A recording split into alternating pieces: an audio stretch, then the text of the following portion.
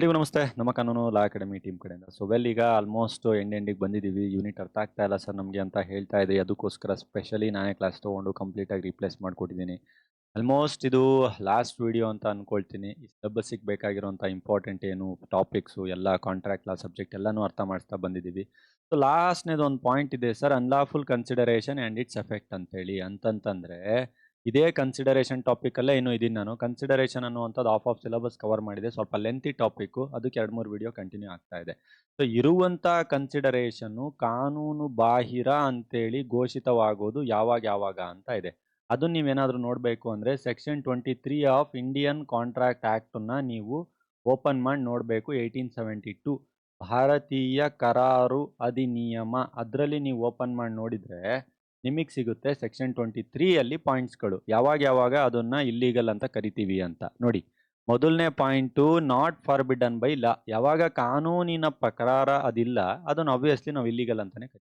ಎರಡನೇ point ಇಮ್ಮೋರಲಿ nature ಅಂತಂದ್ರೆ ಅನೈತಿಕವಾಗಿದ್ದಾಗ ಅದನ್ನು ಕೂಡ ನಾವು ಇಲ್ಲೀಗಲ್ಲು, ಈ ಕನ್ಸಿಡರೇಷನ್ ನಾವು ವ್ಯಾಲಿಡ್ ಅಂತ ಹೇಳಕ್ಕಾಗಲ್ಲ ಅಂತ ಹೇಳ್ತೀವಿ. ಮೂರನೇದು, in case of the consideration is not fraudulent in nature ಅಂತಂದ್ರೆ ಯಾವಾಗ ಅದನ್ನ ನಾವು ಫ್ರಾಡ್ ಆಗಿಲ್ಲ ಅಂತ ಹೇಳ್ತೀವಲ್ವಾ, ಸೊ ಅವಾಗ ಅದನ್ನ ನಾವು ಲೀಗಲ್ ಅಂತೀವಿ. ಇಫ್ ಇನ್ ಕೇಸ್ ಏನಾದರೂ ಫ್ರಾಡ್ ಆಗಿತ್ತು ಅಂತಂದ್ರೆ ಅದನ್ನ ಇಲ್ಲೀಗಲ್ ಅಂತ ಹೇಳ್ತೀವಿ. ಅರ್ಥ ಆಗ್ತಿದ್ಯಾ? The consideration does not defeat the provision of the set of the under law of any country ಅಂತಂದ್ರೆ ನಮ್ಮ ದೇಶದಲ್ಲಿರುವಂತ ಯಾವುದೇ ಒಂದು ಕಾನೂನ ಅದು ಸಮಸ್ಯೆ ಮಾಡಿರಬಾರ್ದು. ಅದು ಸಮಸ್ಯೆ ಮಾಡಿಲ್ಲ ಅಂತಂದ್ರೆ ವ್ಯಾಲಿಡ್ ಅಂತೀವಿ. ಇಫ್ ಇನ್ ಕೇಸ್ ಏನಾದರೂ ಸಮಸ್ಯೆ ಮಾಡಿದೆ ಅಂತಂದ್ರೆ ಅದನ್ನ ನಾವು ಇಲ್ಲೀಗಲ್ ಅಂತೇಳಿ ಕರಿತೀವಿ. The consideration does not oppose the public policies ಅಂತೇಳಿ ನಾವೇನು ಕರಿತೀವಿ, ಸಾರ್ವಜನಿಕ ನೀತಿ ನಿಯಮಗಳೇನಿದೆ ಅದಕ್ಕದು ಅಪೋಸ್ ಮಾಡುವಂಥದ್ದಾಗಿರಬಾರ್ದು. ಇಫ್ ಇನ್ ಕೇಸ್ ಅಪೋಸ್ ಮಾಡಿದ್ರೆ ಅದನ್ನ ನಾವು ಅನ್ಲಾಫುಲ್ ಅಂತೀವಿ. ಅಪೋಸ್ ಮಾಡಿಲ್ಲ ಅಂದ್ರೆ ಲೀಗಲ್ ಆಗಿದೆ ಅಂತ ಹೇಳ್ತೀವಿ. The consideration does not defeat any rules, ಯಾವುದೇ ಒಂದು ನಿಯಮಗಳನ್ನ ಅದು ಮುರಿದಿರಬಾರ್ದು, ಅಂತ ಹೇಳ್ತೀವಿ. ಆ ರೀತಿ ಏನಾದರೂ ಮುರಿದಿದ್ರೆ ಅದನ್ನ ನಾವು ಇಲ್ಲೀಗಲ್ ಅಂತ ಕರಿತೀವಿ. Okay, the consideration does not involve any harm or injury to any other person or the property ಅಂತ ಹೇಳಿದ್ದಾರೆ. ಒಬ್ಬ ವ್ಯಕ್ತಿಗೆ ಇನ್ನೊಬ್ಬ ವ್ಯಕ್ತಿ ಕಡೆಯಿಂದ ಏನೇ ಹಾರ್ಮ್ ಆಗಿರಬಾರ್ದು, ಇಂಜುರಿ ಆಗಿರಬಾರ್ದು. ಸೊ ಇಂತಹದ್ದನ್ನ ನಾವು ಕನ್ಸಿಡರೇಷನ್ ವ್ಯಾಲಿಡೋ ಇಲ್ವೋ ಅಂತೇಳಿ ನೋಡ್ತೀವಿ. ಸೊ ನೋಡಿ, ಬೇಸಿಕಲಿ ಹೇಳ್ಬೇಕಂದ್ರೆ ಏನು ಗೊತ್ತಾ, ಸೆಕ್ಷನ್ 23 ಪ್ರಕಾರ ಅನ್ಲಾಫುಲ್ ಆಗಿರಬಾರ್ದು ಅಂತ ಹೇಳ್ತಿದ್ದೀವಿ. ಅದು ಅನ್ಲಾಫುಲ್ ಆಗಿಲ್ಲ ಅಂದ್ರೆ ಅದರಲ್ಲಿ ಏನೇನು ಆಗಿರಬಾರ್ದು, ಅದು ಕಾನೂನು ಬಾಹಿರ ಆಗಿರಬಾರ್ದು, ಅದು ಅನೈತಿಕವಾಗಿರಬಾರ್ದು, ನೈತಿಕವಾಗಿರಬೇಕು, ಅದು ಫ್ರಾಡ್ ಆಗಿರಬಾರ್ದು, ನಾರ್ಮಲ್ ಆಗಿ ಒಳ್ಳೆ ರೀತಿಯಿಂದ ಆಗಿರಬೇಕು, ಅದರಲ್ಲಿ ನಮ್ಮ ಕಂಟ್ರಿಗೆ ಏನೋ ಒಂದು ಸಮಸ್ಯೆ ಮಾಡುವಂಥ ಪ್ರಾವಿಷನ್ಸ್ಗಳು ಇರಬಾರ್ದು, ಅದನ್ನು ನಾವು ನೋಡ್ತೀವಿ. ಪಬ್ಲಿಕ್ ಪಾಲಿಸಿಗೆ ಸಪೋರ್ಟ್ ಆಗಬೇಕು, ಅದನ್ನು ನಾವು ನೋಡ್ತೀವಿ. ರೂಲ್ಸ್ ಆ್ಯಂಡ್ ರೆಗ್ಯುಲೇಷನ್ಸ್ಗಳನ್ನು ಸರಿಯಾಗಿ ಫಾಲೋ ಮಾಡಬೇಕು, ಅದನ್ನು ನಾವು ನೋಡ್ತೀವಿ. ಬೇರೆ ಯಾರಿಗೂ ತೊಂದರೆ ಆಗಬಾರ್ದು, ಅದನ್ನು ನೋಡ್ತೀವಿ. ಬೇಸಿಕಲಿ ಹೇಳಬೇಕಂದ್ರೆ ಯಾವಾಗ ಕನ್ಸಿಡರೇಷನಲ್ಲಿ ಸಮಸ್ಯೆ ಆಗುವಂಥ ಸಾಧ್ಯತೆಗಳಿದೆ ಅದನ್ನೆಲ್ಲ ಏನೂ ಆಗ್ತಾ ಇಲ್ಲ ಅನ್ನುವಂಥ ಸಿಚುವೇಶನ್ನ ನೋಡಿಬಿಟ್ಟು ನಾವು ಫಾಲೋ ಮಾಡ್ತೀವಿ. This is the fact and this is the basic fund. ಇದಿಷ್ಟು ನಾನು ನಿಮಗೆ ಹೇಳಕ್ಕೆ ಹೋಗ್ತಾ ಇರುವಂಥದ್ದು. ವೆಲ್, ಲಾಸ್ಟ್ ಒಂದು ಕಾನ್ಸೆಪ್ಟ್ ಉಳಿದಿದೆ. ಇದನ್ನು ಆಲ್ರೆಡಿ ನಾನು ರಿವಿಷನ್ ಕೂಡ ಮಾಡಿಬಿಟ್ಟಿದ್ದೀನಿ. ಈಗ ಲಾಸ್ಟ್ ಒಂದು ಕಾನ್ಸೆಪ್ಟ್ ಉಳಿದಿದೆ ನಿಮ್ಮ ಸಿಲೆಬಸ್ ಕಾಪಿಯಲ್ಲಿ, ಈ ಕಾಂಟ್ರಾಕ್ಟ್ ಅಂತ. ಸರ್ ಏನು ಸರ್ ಇದು ಈ ಕಾಂಟ್ರಾಕ್ಟ್ ಅಂದರೆ ಎಕ್ಸಾಮಿಗೆ ಕೇಳ್ತಾರಾ ಅಂತಂದರೆ ಕೇಳಲ್ಲ ಸರ್, ಸಾಧ್ಯತೆಗಳು ಕಡಿಮೆ. ಬಟ್ ನಿಮಗೆ ಗೊತ್ತಿರಬೇಕಲ್ವಾ ಈ ಕಾಂಟ್ರಾಕ್ಟ್ ಅಂದ್ರೆ ಏನು ಅಂತೇಳಿ. ಇದೊಂದು ಅಮೆಂಡ್ಮೆಂಟ್ ಇಂದ ತಂದಿದ್ದು. ಫಸ್ಟಿಗೆ ಇರಲಿಲ್ಲ ಈ ಕಾಂಟ್ರಾಕ್ಟ್ ಅಂತ, ಸಿಸ್ಟಮ್ ಚೇಂಜ್ ಆಗ್ತಾ IT ಆ್ಯಕ್ಟಲ್ಲೆಲ್ಲ ಆ್ಯಡ್ ಮಾಡಿ ಅಮೆಂಡ್ಮೆಂಟ್ ತಂದರು.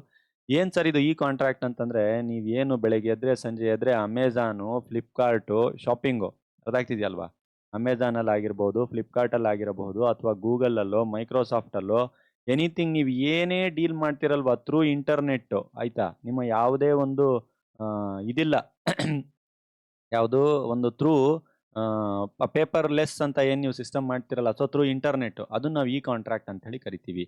ಎಲೆಕ್ಟ್ರಾನಿಕ್ ಕಾಂಟ್ರಾಕ್ಟ್ ಅಂತಾರೆ ಇದನ್ನ. ಫುಲ್ ಫಾರ್ಮಲ್ಲಿ ಎಲೆಕ್ಟ್ರಾನಿಕ್ ಕಾಂಟ್ರಾಕ್ಟ್ ಅಂತಾರೆ. ಇದಕ್ಕೂ ನಾರ್ಮಲ್ ಕಾಂಟ್ರಾಕ್ಟಿಗೆ ಏನು ಡಿಫ್ರೆನ್ಸ್ ಅಂದರೆ, ಕಾಂಟ್ರಾಕ್ಟ್ ಅಂದರೆ ಕಾಂಟ್ರಾಕ್ಟು ಪೇಪರ್ ವೈಸು ಆ ಥರ ಎಲ್ಲ ಇತ್ತು 1872ದಲ್ಲಿ.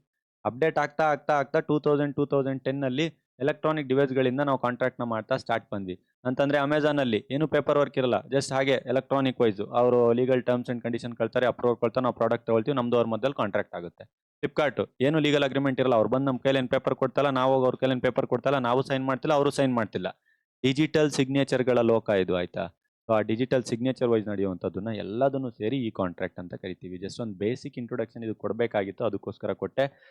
ಎನಿಹೌ, ಕಂಪ್ಲೀಟ್ ಆಗಿ ನಮ್ಮ ಸಿಲೆಬಸ್ ಮುಗಿದು ಹೋಗಿದೆ ಸರ್, ಆಯಿತಾ. ತುಂಬ ನಮಗೆ ಸಮಸ್ಯೆ ಅಂತ ಹೇಳ್ತಾ ಇದ್ರು, ಕಾಂಟ್ರಾಕ್ಟ್ ಲಾ ಅರ್ಥ ಆಗ್ತಿಲ್ಲ ಅಂತ. ಸೊ ಅದಕ್ಕೋಸ್ಕರ ಕಾಂಟ್ರಾಕ್ಟ್ ಲಾನ ಸ್ಪೆಷಲಿ ನಾನೇ ಕಂಡಕ್ಟ್ ಮಾಡಿ ನಿಮ್ಗೆ ಅರ್ಥ ಆಗಲಿ ಅಂಥೇಳಿ ಅದನ್ನು ಕ್ಲಾಸಸ್ಸನ್ನು ತೊಗೊಂಡಿದ್ದೀನಿ.